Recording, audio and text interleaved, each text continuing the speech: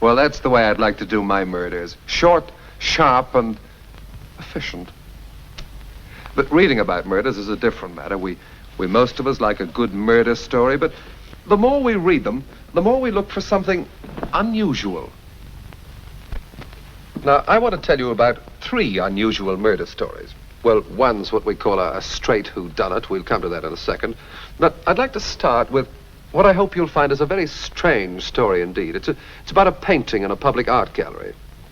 Here it is. You can buy it as a postcard. Now, none of us who make or do things, it doesn't matter what, from chocolates, motor cars, atom bombs, are ever satisfied with the result. We're always striving for perfection, and the same applies to a man who paints a picture. He's always nagging away at his picture, adding here, altering there, striving for that perfection and never sparing himself, or anyone else for that matter. All of us go a bit daft about anything we create. And this story shows what the crazy desire for perfecting did to one painter. And don't be surprised if things take a fantastic turn. The painter was a fantastic man.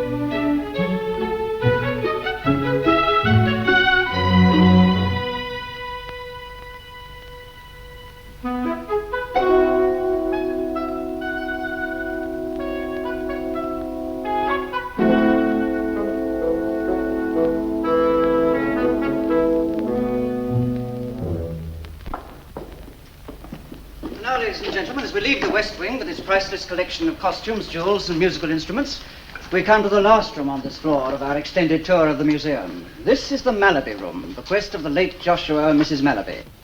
It comprises a collection of pieces. This fountain in Venice is by an Italian painter, a school of Canaletto. Here are 2 of a set of 3 watercolor sketches by Turner. And this is one of a pair of very fine bronze portrait heads by the famous French sculptor Roncolet. And now, if you just follow me over here, please. What an extraordinary looking thing. This is a fine example of a 15th century ecclesiastical sconce. It's a very fine Venetian glass of the 17th century. And this is where the... Oh, excuse me, Sonny. The statue of Joshua Malaby used to stand. Where is he now?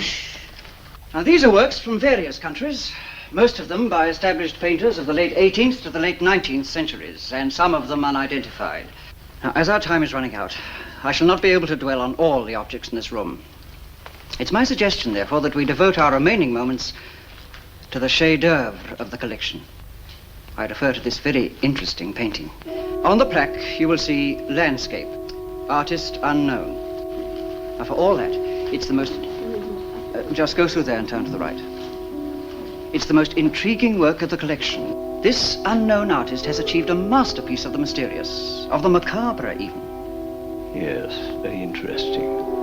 Obviously under the influence of Constable, but there's a horrible, empty coldness about the whole thing. It's a masterpiece. And the more you get to know it, the more you see in it.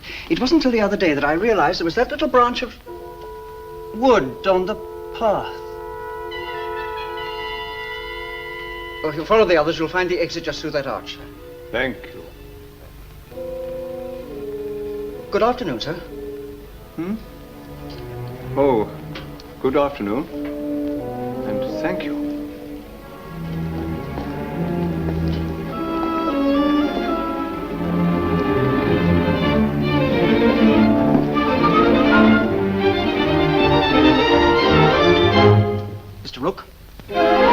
It happened again. Yes. Please come immediately.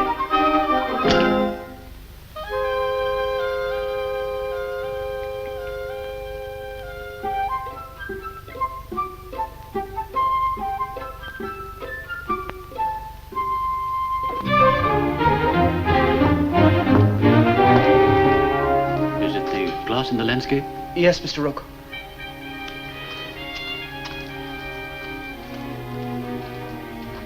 This is absurd. Exactly the same again.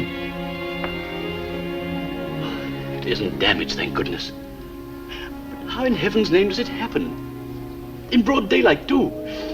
Today of all days, when the trustees are coming here for a meeting.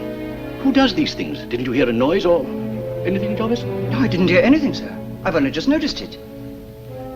Incomprehensible. Utterly absurd over and over again. I simply can't understand it. Right under our very noses. Jarvis, go up to the workshops and see if one of the glazes is still here. The glass must be replaced before the trustees arrive. Right away, Mr. Rook. Wait, I've changed my mind. I'll go and see the glazier and at the same time ring up Inspector Ridge. You had better stay here. Yes, Mr. Rook.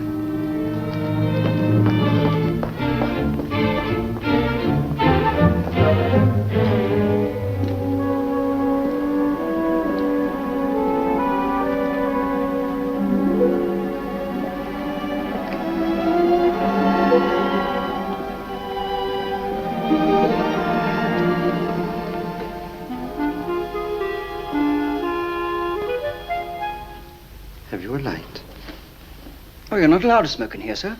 That's quite all right, Mr. Jarvis. Oh, I beg your pardon, sir. If it's the meeting of the board you're here for, sir, it starts in about 5 minutes in the conference room. That's a very interesting timepiece you have there. It's given to me by my father, sir, and his father before him. Mm-hmm. It strikes the hours when you press down on the stem. Does it now?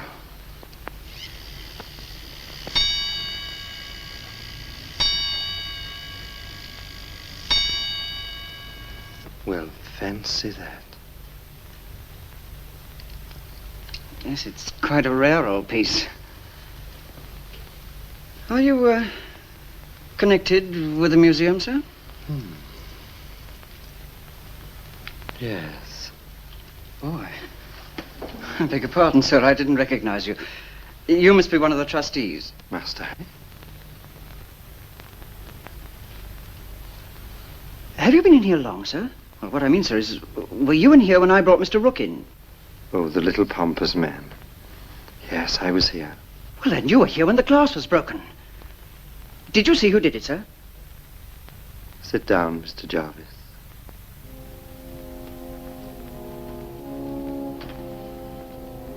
You're very fond of that painting, aren't you?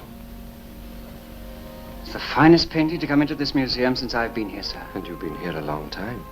11 years. 11 and a half. And this is your favorite painting of the collection? From the first moment I saw it, it's a masterpiece. Thank you.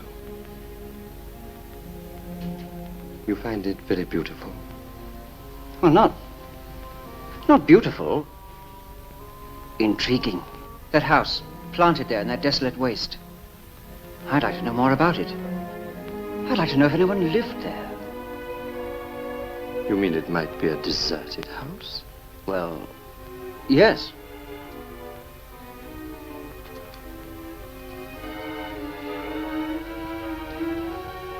But of course. A light in the window. That's what it needs.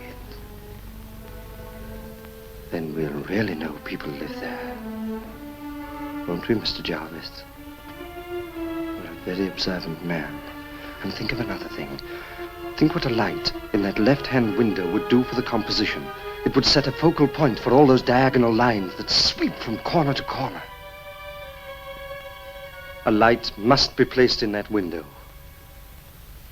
Have you a light, Mr. Jarvis? Oh, yes. Do you know? I believe you're right. Yes, I'm sure of it. What a shame the artist is dead. You'd have convinced him to put a light in that window. We don't need the artist for that. No? You don't mean to suggest that... You could do it. With my little paint and brushes? You won't need paint or brushes. What do you mean by that? Come closer to the painting. Have you ever taken a really good close look? I don't mean simply to the point where you can see the swirls and little hills and valleys of paint. I mean close enough to get to the very heart of the pigment. It can be done, Mr. Jarvis. Your eye has traveled up this road 1,000 times. Now let's travel up it together. All it takes is a little imagination. And you are a man of imagination. See how the road yawns out invitingly beyond the frame. Feel the cold dampness of those walls. Brush past the dead, dry fingers of that tree. Push through those mysterious banks of whirling mist. Ah, see how fresh and bright the flowers look. Nothing very mysterious about them. Ah, but Mr. Jarvis, now this is what I really want you to look at. Would you step a little closer, please? That's it. Now just look at that door. You'd feel that all that I would have to do is to raise my stick and knock, and it would sound like...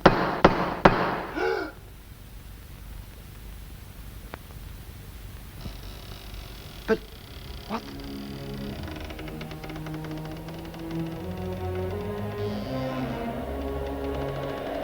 Shall we go in? Don't be shy.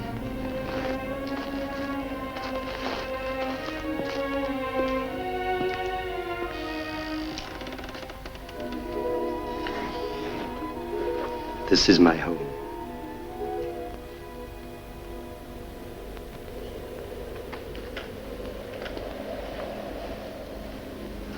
Oh, I didn't expect you back so soon. Did you get me the...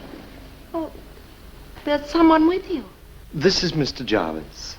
It isn't often we have visitors being so far away, you know, in the depths of the country like this. People can't find us. Not that I blame them. I detest the country myself. Why complain, my dear, when you have no choice in the matter? Did you bring me something pretty? No. Oh, what a shame.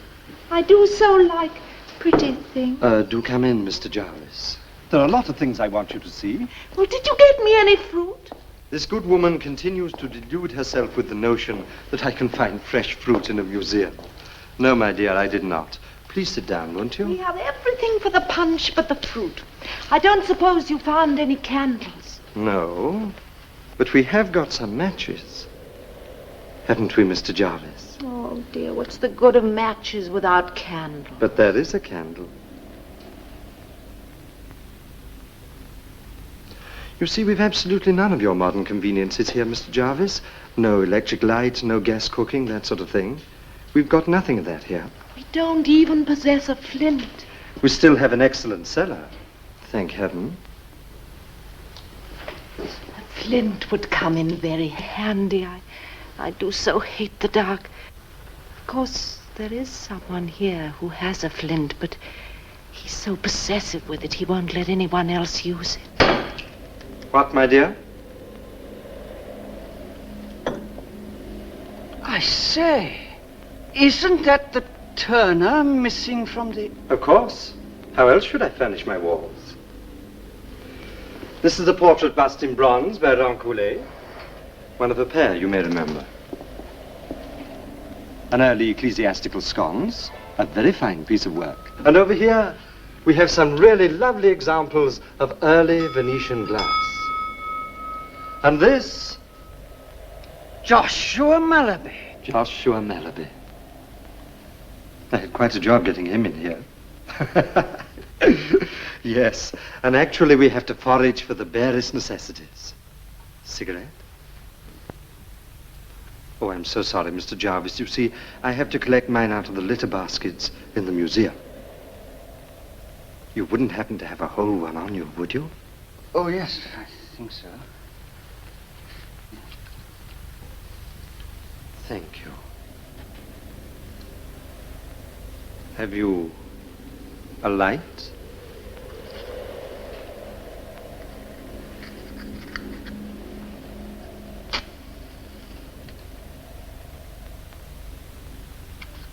You live in this place? Come, Mr. Jarvis. Time for you to lose that look of blank astonishment. We're not having a nightmare. I feel maybe I am. You are perfectly wide awake and in your right senses, and the sooner you accept the fact, the better we're all going to get along. We're perfectly charming people once you get to know us. Does this sort of thing go on in many paintings? In all paintings, Mr. Jarvis, there are people hiding in the valleys of every landscape ever painted. There are little worms forever fat within the apples of every still life you've ever seen. But I don't understand. What is there to understand? Shall I put it this way? There are many brands of damnation. Out here, we have more variety of it than you have pickles. Damnation? And this is... Hell? Oh, good gracious me, no. This is not hell, Mr. Jarvis. But if this is damnation, then you're... Devils? Oh, Mr. Jarvis, what an imagination you have.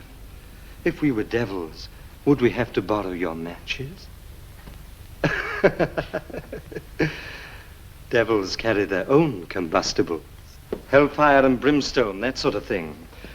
Whereas we inhabit a colder side of limbo.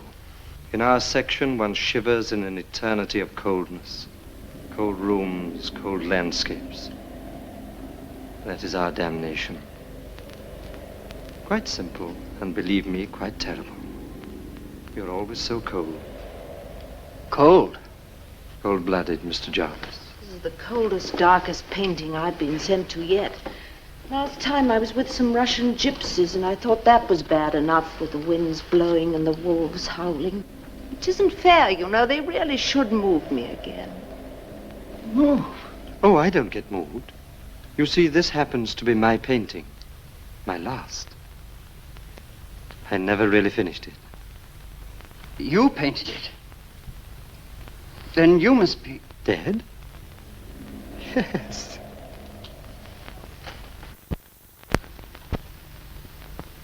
Well, this has all been most interesting, but I'm afraid I must be going. It's getting late, and my wife will What be is waiting. the time?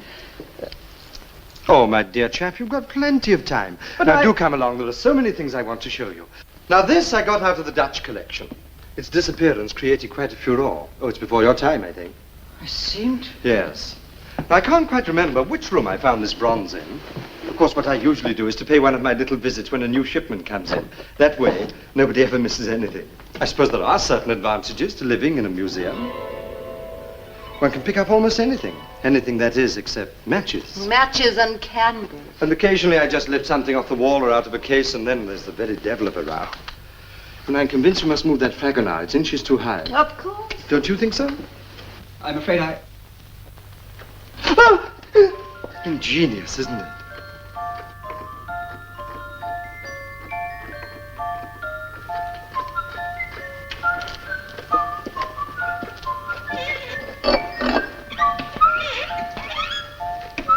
This is one of my most favorite pieces. It's so lifelike. Oh, do stop lurking in the background, making nauseating remarks, my dear.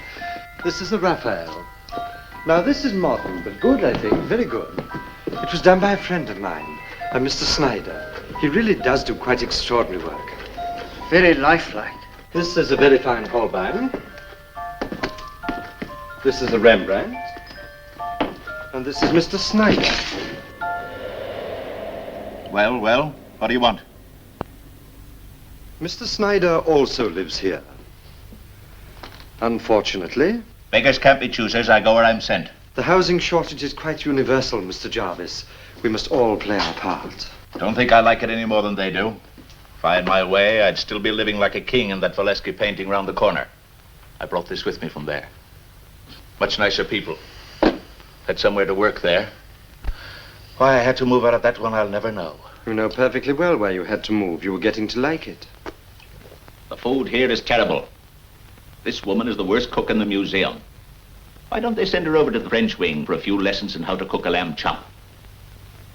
Are you interested in Lepidoptera? What? He means butterflies. And moths. Butterflies and moths. The only hobby for an intelligent man. We're very fond of Mr. Snyder. They'd better be.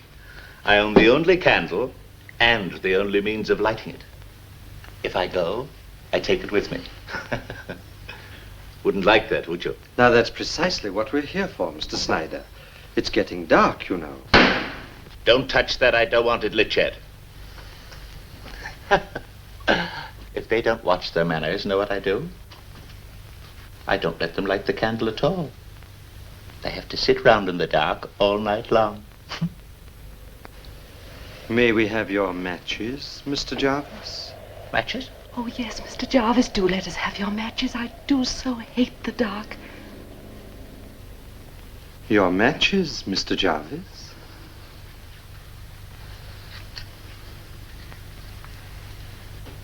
The pleasure is all yours, my dear.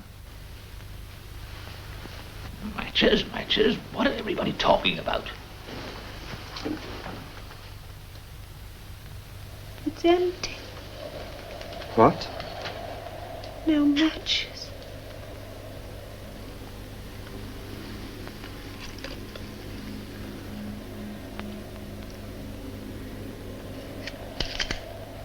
See what I mean about having a flint or one of those little things where you press a button or something and out pops the light. Never mind, never mind. Do you want to see my trophy room? Oh, no, it's so dirty in there. No one ever wants to see my trophy room. Can you tell one butterfly from another? I'm afraid I... Come with me, look, I'll show you. This one is called the Polyphemus, a very rare specimen of the Polyphemus and very beautiful. And very well, if I may say so, mounted. You know anything about the mounting of these things? Of course not. Well, it's an art. Sticking the pin into one of these lovely creatures and fixing it in the book is just as delicate as a bit of brain surgery. It must be placed exactly between the base of the forewing and the cell of the hind wing. If you miss by the thousandth of an inch, you sever the head from the cervical. Now, there's the scientific way of doing things, and there's the butcher's way. You ever watch people boil lobsters? Mr. Snyder's mind, you will notice, oscillates passionately between food and insects. Will you mix the drinks, my dear? Damn fools will take a lobster, drop it into boiling water, and drool over it while she turns as pink as a salmon. Think that's scientific? Not at all. You can take my word for it, the lobster feels it's been boiled to death. It feels it. Now, the scientific way is my way. You take the needle, and before you cook the juicy little fellow, you insert the needle between the first and second outer crustacea before you boil him. Death is immediate, and... What's the matter with you? I don't feel well. Get him out of here. He's an idiot. Yes, I must be going. It's getting very late. It must be... Nonsense, my dear fellow. You've only just arrived. Oh, just as I thought. The evening is young. In any case, you can't possibly think of leaving us before you've sampled a little of our hospitality. Is the punch ready, my dear? Yes. I suppose she's made the usual batch of slops. Wine, rum, brandy, and the kitchen sink. Too bad you didn't get some fruit. Should have put that in, too. The suggestion has been made that he should join the party. I have not heard it. Good. She's the only female I know that can make wine punch taste like peas pudding. Really? Shall we? To our loved ones.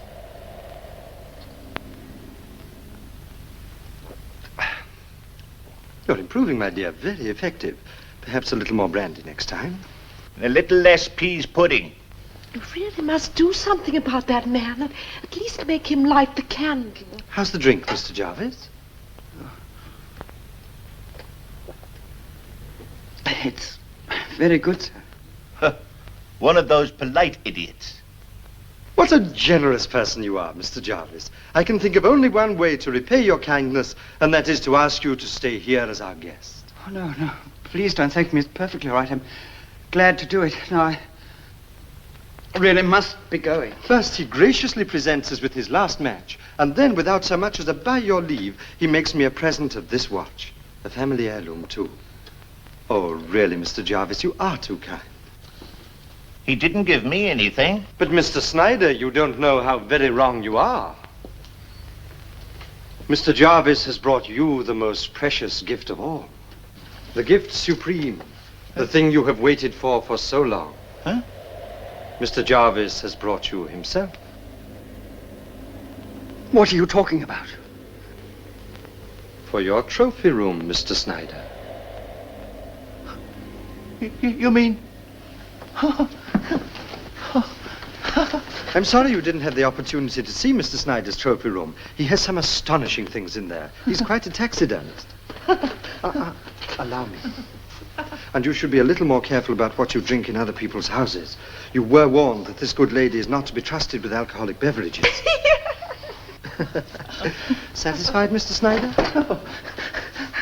I haven't worked on anything bigger than a butterfly since...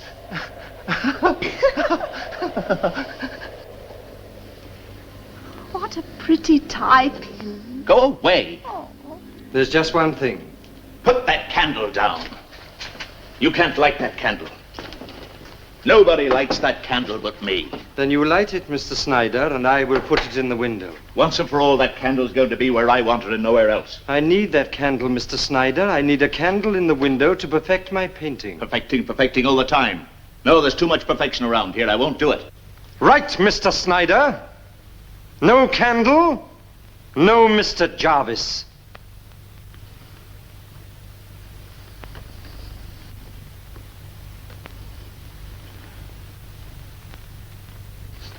All right, then. He's worth it.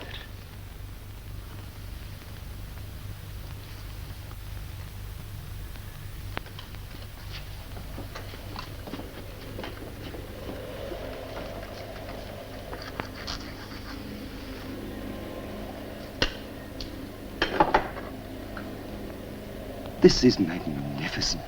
It'll do wonders for the landscape. Can you imagine it, Mr. Jarvis? Finished at last! The thing it's always needed to perfect it. What are you going to do to me? Good heavens, I'm not going to do anything. Mr. Snyder will perform the ceremony. What will he do to me? Oh, really, Mr. Jarvis, you have some indication of Mr. Snyder's peculiar talents. Must we go into details? What have I ever done to you? It isn't fair. But you want the picture to look right, don't you? You said yourself it needed a light in the window. There!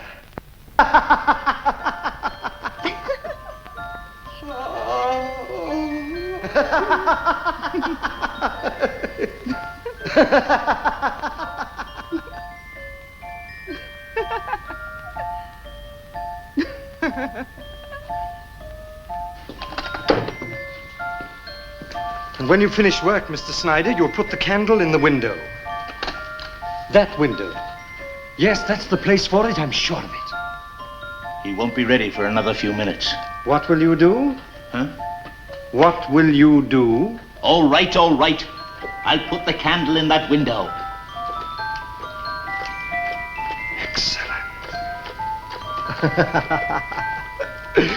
Ingenious, isn't it?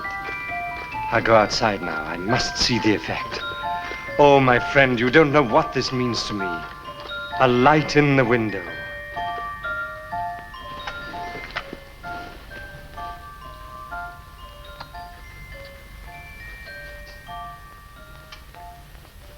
I do love pretty things. Will you try to get me one of those little things where you press a button and up pops a light? Of course. Good, all clear, nobody in the gallery. At what time will you perform the ceremony, Mr. Snyder? Let me see. In exactly 6 minutes. At 5 o'clock. 5 o'clock. Precisely. Precisely. Splendid. A light in the window. Goodbye, my dear, I shan't be long. Goodbye, Mr. Snyder. Oh, thank you, Mr. Jarvis. Oh,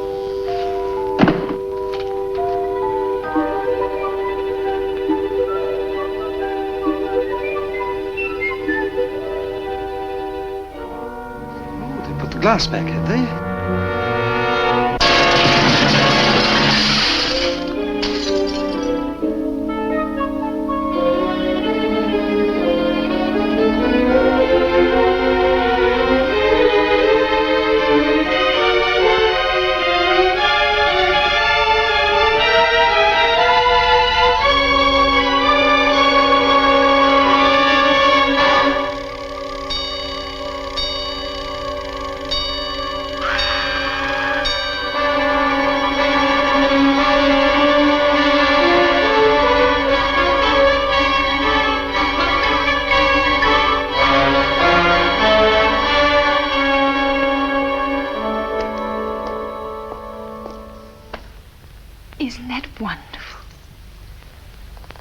wonderfully mysterious quality.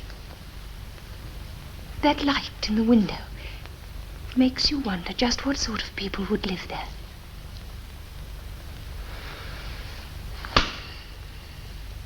That light has thrown all the weight of the composition over to the left. Need something to balance it on the right. Something near the house. Under the trees. A sort of statue.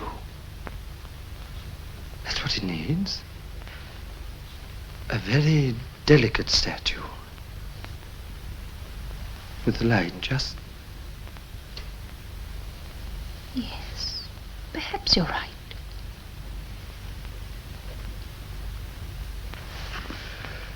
Excuse me. Have you a light? Oh, yes.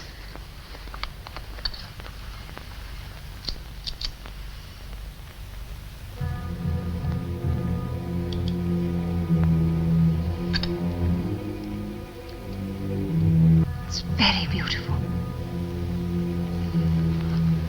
Come closer to the painting. Have you ever taken a really good close look? I don't mean simply to the point where you can see the swirls and little hills and valleys of paint.